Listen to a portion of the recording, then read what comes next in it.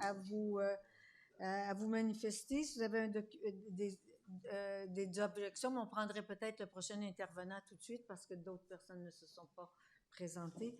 Donc, c'est qui? Monsieur Gagnon qui est là. Monsieur Gagnon est avec nous.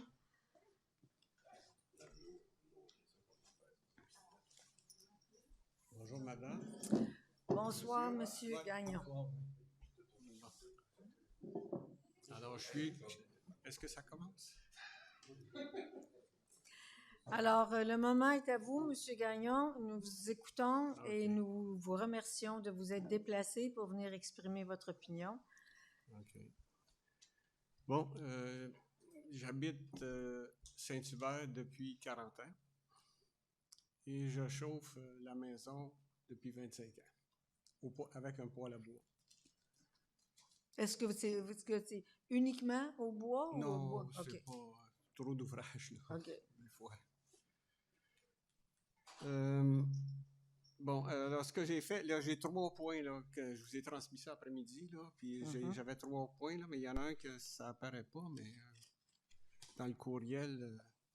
Donc, le premier point dont je voudrais parler, c'est les dépassements à la limite pour les PM 2.5.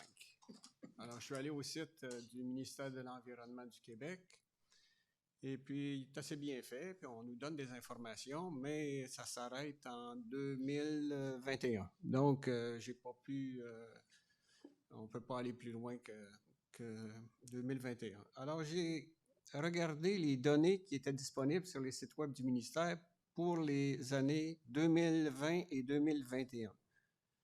Alors, j'ai fait des tableaux et je vous ai envoyé ça en pièces jointes. J'ai fait 4 tableaux. On voit, il y a beaucoup de données. Je pense qu'il y en a 8000, il y a 8700 heures, je pense, dans une année, là. Donc, il y a 8000 données, mais j'ai raccourci tout ça parce que j'ai laissé tomber les données qui respectaient les normes. Alors, ce que ça dit, c'est que... Donc, c'est ça. Ces tableaux sont en pièces jointes. Alors, pour les stations combinées de Longueuil et Brossard, ce qu'on peut voir dans ces documents-là, c'est qu'il y a eu 12 jours de dépassement. Mais il faut faire attention, 12 jours de dépassement, qu'il y ait 24 heures de dépassement ou qu'il y ait 1 heure de dépassement, c'est une journée de dépassement. Alors, je trouve ça un peu... Par contre, il y a un autre endroit où on peut les compter à partir des barres rouges là, que je vous ai remises. Et puis, le ministère aussi, il en parle, là, c'est qu'en 2021, pour les stations combinées de Brossard et de Saint-Hubert, on avait, comme je vous l'ai dit, 12 jours, mais ça faisait un total de 62 heures. Et puis, en 2020, il y avait 10 jours de dépassement pour un total de 55 heures. Donc, 55 heures sur 8760. Ça, c'était été comme hiver, le smog en été, en hiver. Et puis, j'ai fait le même... J'ai regardé qu'est-ce qui pouvait expliquer ça. J'ai vu qu'il y avait effectivement des feux de forêt. J'ai vu qu'il y avait des feux de forêt. Et puis, c'est assez... les feux de forêt, on les voit ici, là. On les voit ici. C'est le dernier ici. Un feu de forêt, là, ça c'est des feux de forêt, moi c'était de l'Ontario et du Manitoba. On était le 19 et le 20 juillet 2021. Alors sur les 62 heures, c'était 2021, ça? Oui, 62 heures, il y en a 24 qui viennent pas de chez nous, là, qu'on n'a pas. On peut prendre des mesures puis interdire les feux quand on fait ça comme ça, là. Quand on a à subir des feux de forêt qui viennent de la province voisine. Il y en a également qui, dans l'année 2020, il y avait beaucoup d'incendies, de feux de forêt aussi au Québec. Il y a eu moins d'heures, mais il y a quand même eu. Je pense que le ministère, le ministère de l'Environnement du Québec, il a fait un petit... je vous ai pas mis ça en note, là, en pièce jointe, mais il disait qu'on a même dépassé 100, alors que la norme, c'est 50. Bon, les données du ministère, là, ça s'arrête moi, j'ai rajouté les 3 colonnes qui suivent ici, là. Ça s'arrêtait là, les données. Et puis là, il disait que il fallait multiplier par 35 sur 50. Il expliquait comment faire les calculs. Et puis, on prenait la moyenne sur les 3 heures. C'est comme ça que ça a été bâti. Puis c'est là que j'ai fait... Bon. Alors, moi, ce que je vois là, c'est qu'on peut mettre le doigt sur les feux de forêt pour expliquer certains dépassements. Mais je pense que il faudrait regarder, est-ce qu'il y a d'autres, à documenter les autres dépassements. Parce que j'ai vu que, je crois que c'est en 2021, il y a eu 228 feux sur le territoire. Je me trompe peut-être, là, j'ai fait ça, mais il me semble que c'est ça, 228 feux en 2021 qui a demandé l'intervention. Il y en a même que c'était, j'en ai vu un sur la rue Gamache, qui était proche de Curé-Poirier, puis j'ai pas vu de dépassement cette journée-là, mais il y a beaucoup d'autres feux, là. Est-ce qu'il y a des journées... Ce qu'on appellerait des incendies. Exactement. Okay. Est-ce qu'il y a eu des incendies? Est-ce qu'il y a dans les parcs, parce que Brossard, c'est un parc, okay.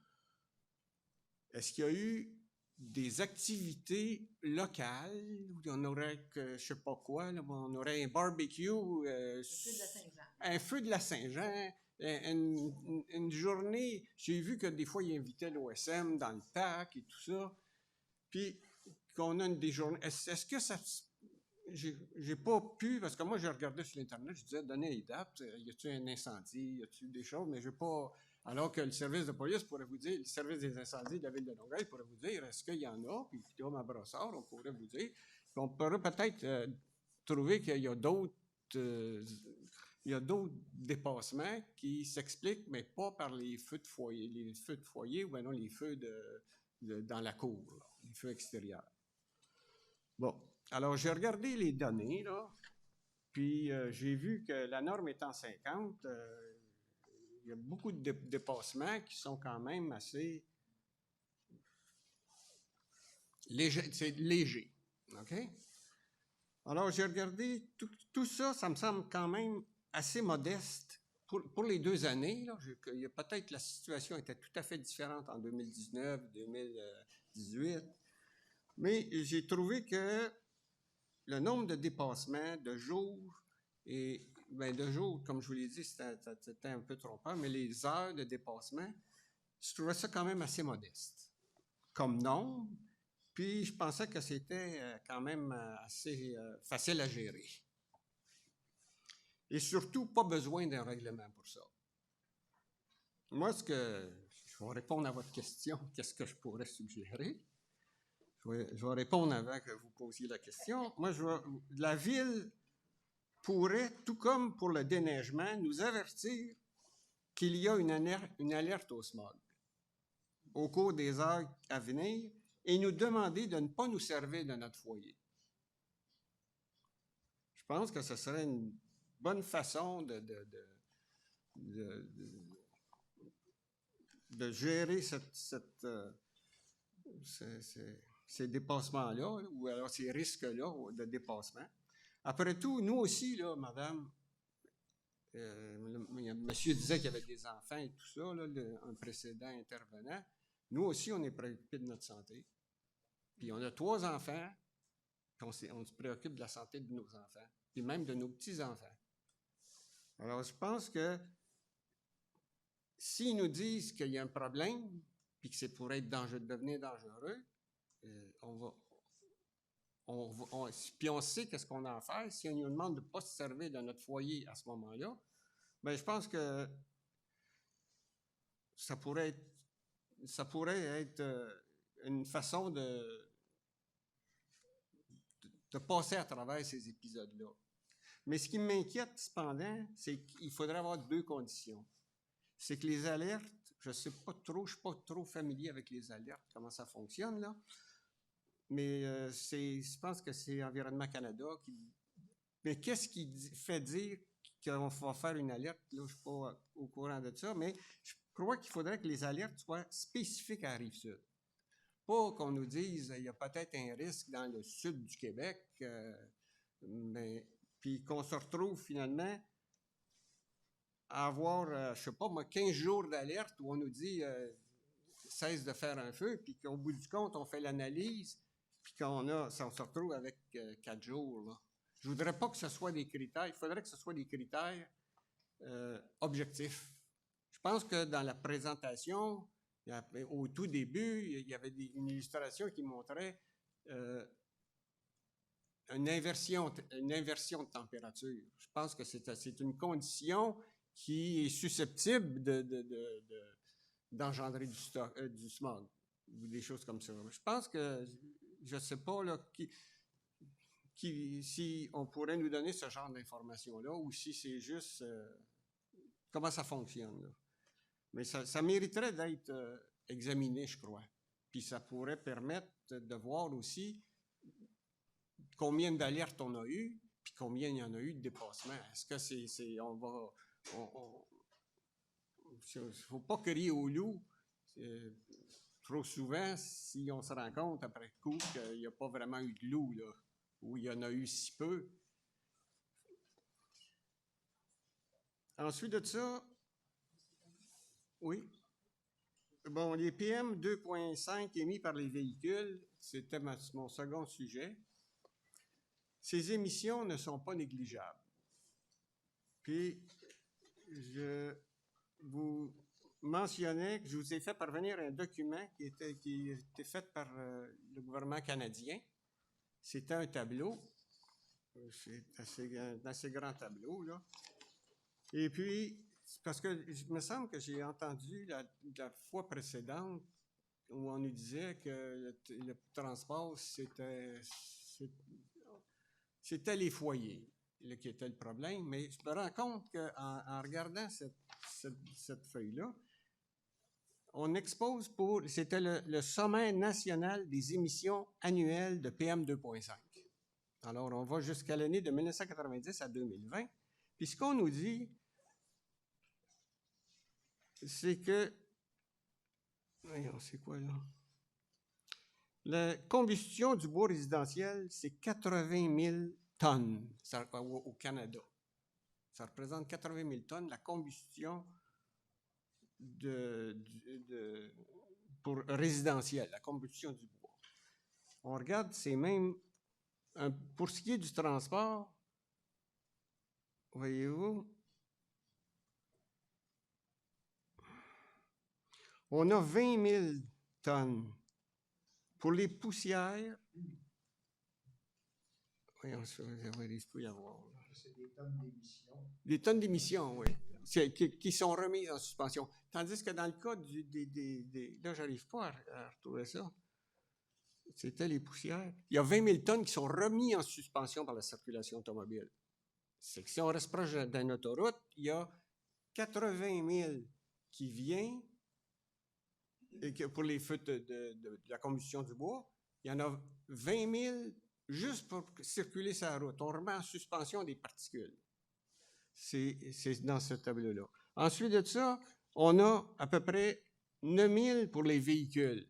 Le véhicule en soi, là, il émet des particules. Puis on a un autre environ 1000. J'ai de la misère à voir sur mon tableau, là. Mais il y en a un autre 1000 qui vient de l'usure des pneus, puis l'abrasion, les freins aussi, tout ça. C'est qu'on a quand même 30 000. C'est qu'on a à peu près le 30 000 sur 80 000, là, ça donne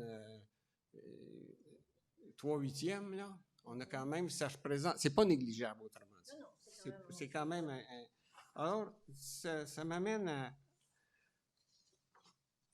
je vous ai envoyé une adresse de site web. Je ne sais pas si vous êtes allé consulter le site web. On va le faire. Oui.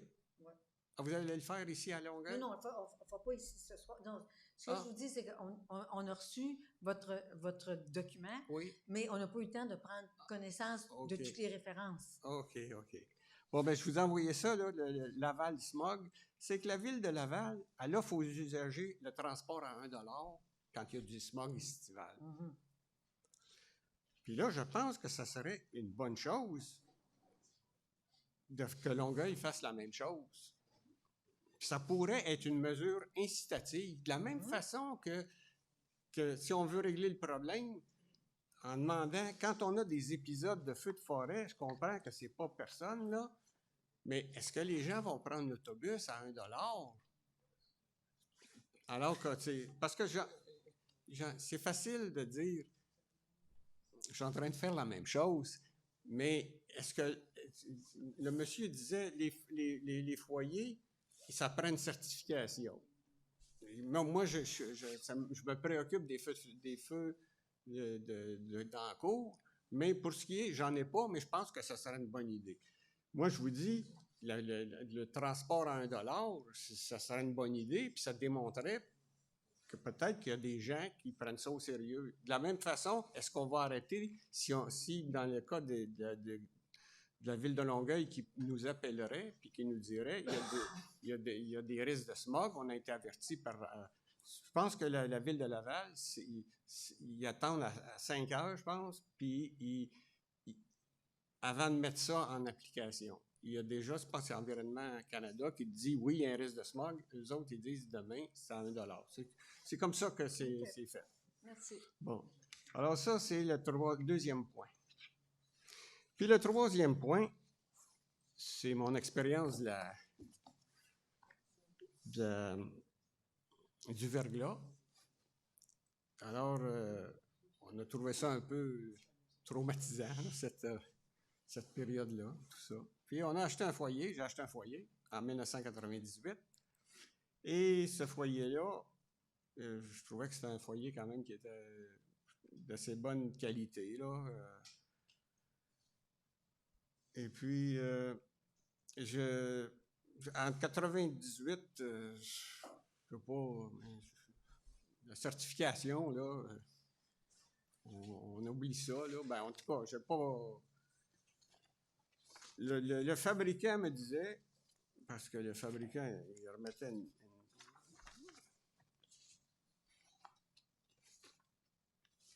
Ça aussi, ça fait partie des documents que je vous ai envoyés. Oui, mais écoutez, parce que je pense que c'est important là, de pas nécessairement...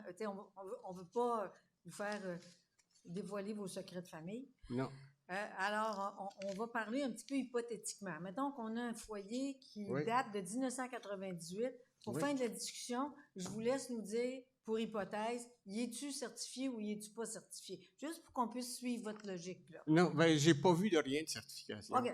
On y parle pas de certification. Donc, continuons. On prend vos hypothèses, mais on ne sait pas si c'est chez vous ou ailleurs. Là, OK. Moi, ce que je lis, c'est que le Napoléon est un foyer non catalytique qui dépasse largement les normes de l'EPA de 1990 avec 4,46 grammes par heure, vous offrant une source de chaleur sûre pour l'environnement. Bien, quand on sort du verglas, je ne sais pas là, si tout le monde était au courant de la certification à ce moment-là, mais Mais c'est quand même quelque chose que vous avez trouvé sur le site. Non, ça moi, ça m'a été remis au moment de l'achat. OK, parfait. Ça a été remis. J'ai un livre qui dit comment faire fonctionner, comment entretenir, tout ça. Puis la publicité, c'est ça qu'on me dit, là. Mais c'est un foyer qui a été acheté de bonne foi avec les conditions de vente du c'est ça. Mais ça nous amène où, cette énoncé-là? Bien, c'est quand on dit la certification, puis sinon... on peut donner une période de grâce. Oui. Je trouve ça...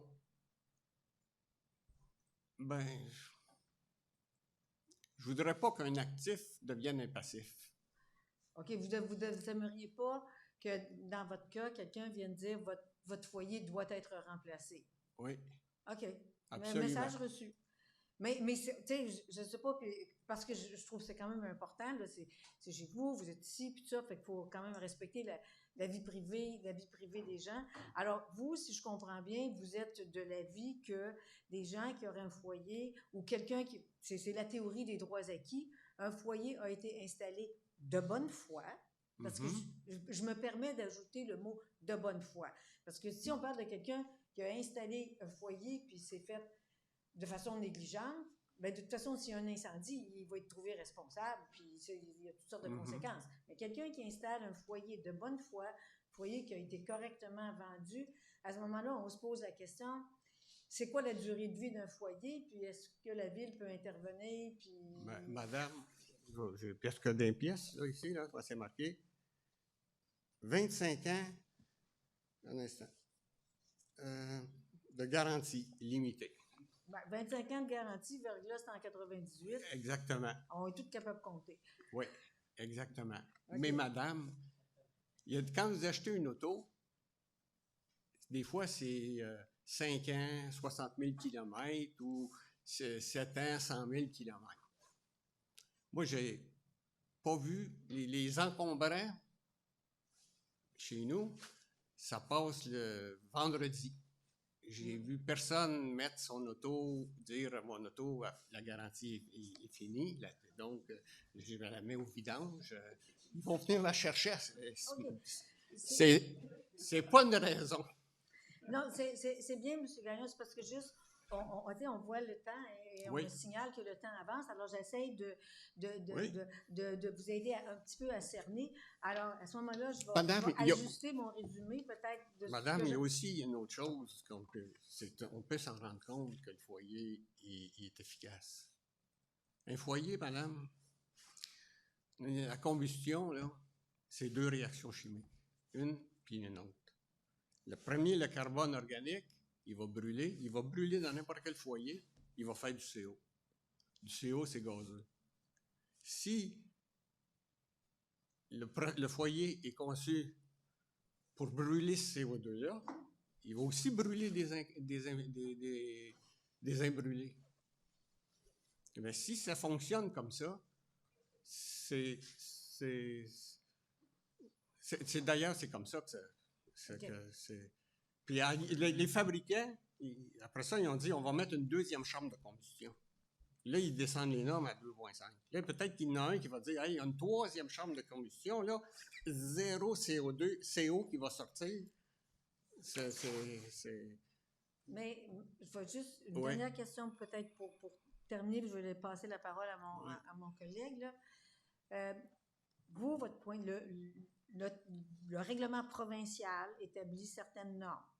Bien, moi, ce que j'ai compris du règlement provincial, c'est... Êtes-vous contre les normes du provincial pour les achats de foyers neufs? Non, pas du tout. OK, merci. Mais je pense que c'est seulement sur les achats. Là. Oui. C'est pas une norme d'utilisation. Là. Ben, c'est pas une norme... j'ai pas vu, moi, que ça pouvait s'appliquer. J'en ai pas pris vraiment connaissance, là, tout ça. Là. Non, mais le règlement provincial, lui, il traite des achats de foyers. Oui, c'est ça. Mais quand on va un peu plus loin, on parle d'une ville qui doit se poser la question. D'une part, ils peuvent dire, bien, c'est certain, puis comme nous faisait valoir M. Riendeau, un nouvel instrument doit rencontrer les normes provinciales avant d'être installé. Ça va de soi. Mais à un moment donné, les municipalités peuvent souhaiter intervenir pour soit encourager ou essayer de forcer les citoyens à faire des ajustements pour que les installations qui sont dans les maisons arrivent à un certain niveau sur le plan des normes. Oui. Alors, c'est un petit peu toute la question qu'on se pose, puis on aime bien entendre les citoyens s'exprimer à ce niveau-là. Alors, je vous entends dire que par rapport à ce qui est en place, vous êtes d'avis que les foyers qui sont en place maintenant devraient être laissés tranquilles, ils doivent avoir le droit de les utiliser, mais que par ailleurs, si quelqu'un veut installer un foyer aujourd'hui, minimalement, ça doit être aux normes provinciales. Est-ce que j'ai pas d'objection. J'ai bien compris. Mais j'ai pas du tout d'objection à ça, madame. C'est sûr que... Merci. Est-ce que vous aviez d'autres points à ajouter avant que je passe la parole? Non, mais je m'excuse, hein, parce que ma présentation, je l'avais indiqué, c'est pas une version finale là, que je vous ai envoyée. Non, mais c'est pas grave, M. Gagnon. Oui. Puis je vous ramène rapidement, ça sera pas long. Oui. C'est parce que les tableaux que vous avez présentés nous intéressaient. Oui. En tout cas, moi, ils ont attiré mon attention. Oui. Je voulais simplement très bien comprendre de quoi il s'agissait parce que vous avez fait un travail un peu de bénédictin pour ramasser tout ça. Oui, mais je vois que vous n'avez pas de... Pardon? Il n'y a pas de couleur dans vos... Ben, non, il y avait de la couleur sur mon écran, mais OK. mon imprimante OK, imprime OK. juste OK. en noir et blanc. OK. Mais vos couleurs, ben, ils sont en OK, noir OK, aussi. OK. Ce que je voulais bien comprendre, c'est que ça, c'est une série de prélèvements horaires dans une des stations, celle du Parc Sorbonne. Moi, j'en ai pris une, là. J'ai pris Oui. le Parc Sorbonne pour l'année 2020. Oui, D'accord? Alors, ça, c'est des prélèvements heure par heure. oui. Bon. Et là, ce que vous colorez, vous y avez fait allusion tout à l'heure, c'est toujours les chiffres qui sont supérieurs à 50. Oui, C'est ça? oui. Pourquoi? Mais Pouvez-vous élaborer un parce petit peu que c'est de la façon dont il fait le calcul. Oui, D'abord, ces sites-là, vous allez sur le site du ministère de l'Environnement, d'accord. vous cliquez sur R, puis les deux premières lignes, c'est le réseau de surveillance, puis la ligne en bas, c'est l'indice de qualité de l'air. D'accord. Alors, si vous allez là, ils vont vous dire comment c'est calculé l'indice de qualité de l'air, puis ils vont vous dire la valeur de référence, c'est 35, mais quand ils veulent, il y a plusieurs, probablement, ils ont dit, s'il y a de l'ozone, puis il y a du carbone, on ne peut pas considérer 20 ppm de particules avec 20 ppm, il faut retransformer. Ils vont diviser par le facteur là, 35 ou 82, puis ils vont le multiplier par 50. Puis là, on va pouvoir considérer que c'est une... Ben, c'est ce que je comprends. C'est le là. seuil entre, disons, pour les fins d'une Ben, normalisation, oui. entre ce qui est de la bonne qualité et ce qui l'est moins. C'est ça. En réalité, parce que ça correspond exactement, là, c'est 50. Oui. Puis quand vous calculez le nombre d'heures, c'est exactement ça. Là. Ce que j'ai fait, moi, c'est si vous allez, là, il y a les trois lignes que j'ai rajoutées, j'ai marqué 15 multiplié par 10 par 15 multiplié par 50, là. Puis l'autre, c'est faites la moyenne sur les 3 heures. Puis c'est ça que j'ai identifié en rouge. J'ai dit ça, c'est comme ça que c'est interprété. Là, je ne veux pas qu'on embête tout le monde avec des chiffres, tout ça, mais c'est juste pour être sûr, parce qu'on veut bien utiliser cette information-là quand on va faire notre analyse. Oui. C'était ça la sorte de mes questions. Mais c'était pour ça là, que je vous dis, bon, moi, ce que je voulais, c'est vous envoyer toutes les adresses web pour dire, vous allez là, vous allez aller à cette page-là, vous cliquez, puis là, vous pouvez dire, moi, ce que je veux, c'est l'ozone, je ne sais pas, à Rouyn-Noranda, là. Est-ce que, puis des choses comme ça, là, mais vous pouvez choisir la station que vous voulez. Moi, j'ai pris, évidemment, le parc, puis celle-là de la rue. Mais, madame, il y a aussi une chose pour le... Je voulais ajouter une chose pour le... Je vais vous demander d'être bref, s'il vous plaît, parce qu'on doit procéder. Oui. On parle de la certification, là.